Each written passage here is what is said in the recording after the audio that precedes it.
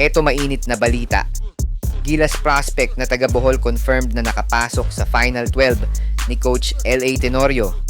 Sino nga ba ang batang si Anduele Cabañero na nagpa-impress kay L.A. at Gabe Norwood para makapasok sa Batang Gilas Under 16? Pero bago yan, like and subscribe lang mga kabady para sa latest basketball news and highlights. Unti-unti na ngang nabubuo ang listahan ni Coach L.A. Tenorio para sa kanyang Final 12 ng Batang Gilas Under 16 na maglalaro para sa qualifiers sa Mongolia next year. Siya ay si Anduele Cabañero na isang 15-year-old, 6-footer guard at nagmula sa Bohol, at pangalawang Boholano na napili ni Coach L.A. Tenorio para maging bahagi ng Batang Gilas lineup Under 16.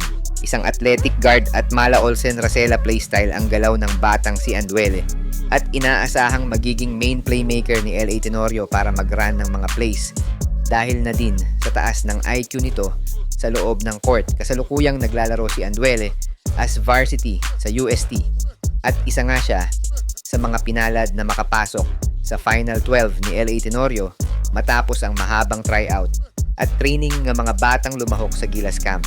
Narito ang ilan sa mga highlights ni Anduele Cabañero at kung paano niya napa-impress ang dalawang legend Gilas members na sina L.A. Tenorio at Gabe Norwood.